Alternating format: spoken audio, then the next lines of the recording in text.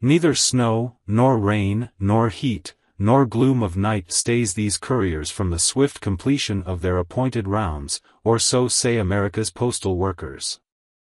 I have a similar credo, less poetic and mostly revolving around Los Angeles's well-known traffic hellscape not getting in the way of my car reviews, which are just as important as America's mail delivery, if not more so. But gloom seemed inevitable given that my time behind the wheel of the 2021 Mercedes-AMG GLS 63 crisscrossed Los Angeles's central highway arteries.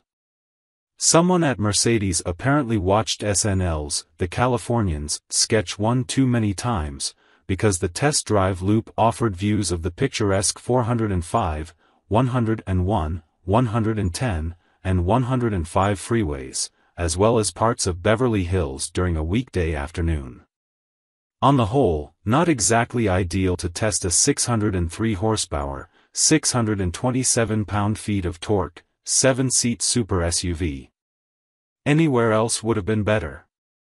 But then again, most GLS 63 drivers will never take their SUV onto a racetrack, nor a serpentine mountain road, nor will they likely ever drop the SUV into Sport Plus. Research shows that last part is actually true. So in a way, the workaday route makes more sense, even for an AMG. Sure, the GLS 63 scoots from light to light with what feels like unending torque, but the bulk of its existence will be one of running errands, picking up kids, hauling dogs, and an assortment of menial tasks similar to that list.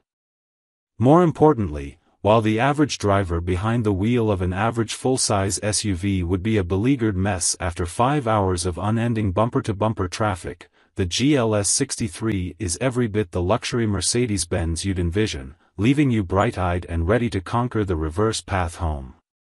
The 2021 Mercedes-AMG GLS 63, by the numbers.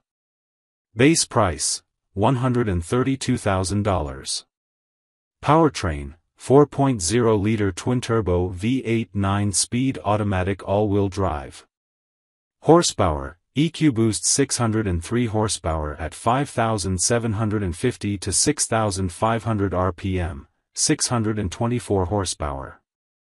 Torque, EQ-Boost 627 pound-feet of torque at 2,500 to 4,500 RPM, 811 lb-ft. 0 to 60 miles per hour, 4.1 seconds. Passenger capacity, 7. The promise, a proper 7-seat luxury SUV to tackle the world's tarmac with 603 horsepower. The delivery, it's a high-riding S-Class that's both righteously fast and surprisingly serene. Carried over from its smaller GLE 63S sibling are the 4.0-liter twin-turbocharged V8, 9-speed automatic transmission, 48-volt mild hybrid setup, all-wheel drive, and most of its drive settings. The GLS 63 loses race, ending with Sport Plus as the wildest of settings. Horsepower and torque are unchanged.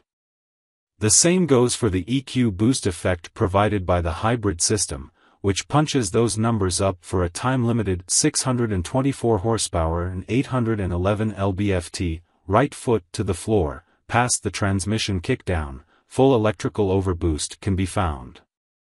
Additionally, so are the many suspension tricks afforded by the advanced electrical setup, including adaptive air suspension, electronic adaptive sway bars, all-wheel steering, and active engine mounts. Sticky tires and massive brakes finish off the package. Monoblock wheels are also available and should be bolted on immediately. And while everything listed here and above, apart from the dope monoblocks, are meant to get the GLS 63 quicker around a corner, a monumental undertaking given its 3-ton-ish heft, everything listed also ensures that even lazily dealing with Los Angeles's crumbling, earthquake-ruptured infrastructure is a blissful and luxurious experience. Little of the outside world enters the spacious cabin. The greenhouse's glass is thick, insulating you from the smog, congestion, and din of slogging traffic. Horns are almost imperceptible, road-raging idiots and passing motorcycles are kept at bay. The front seats, upholstered in the same buttery leather as the GLE 63S, are divine, hugging you firmly without ever feeling tiring. Both heated and cooled, they're ready for whatever climate or season. I'd like a little more cool, though. The same knee-gouging nub that's in the GLE 63S is also tragically here, too.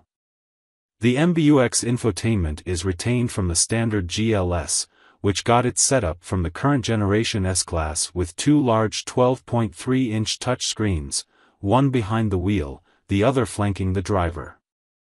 The system, like its sibling, isn't as intuitive as others, but you get used to it. If the native operating system isn't your jam, Apple CarPlay and Android Auto are ready to take over. There's also an inductive charge mat beneath the HVAC controls which made charging my phone simple and efficient.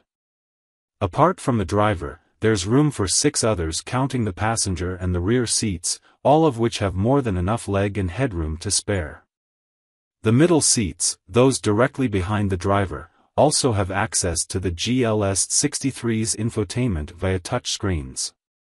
Unlike the GLE 63S I tested, though, the GLS 63 only had the standard Burmester surround sound audio system, not the upmarket 3D version. The differences between the two are noticeable, with the standard system offering good, but far from great fidelity. My take: get the 3D Burmester, you'll be happier. There's a heft to it you feel when you're behind the wheel, a luxurious weight that gives you the impression you could smash through a brick wall, level a city block or cruise through a minefield, setting off the triggers without nary a scratch inflicted on its precious paint. It's a tank. A fast tank.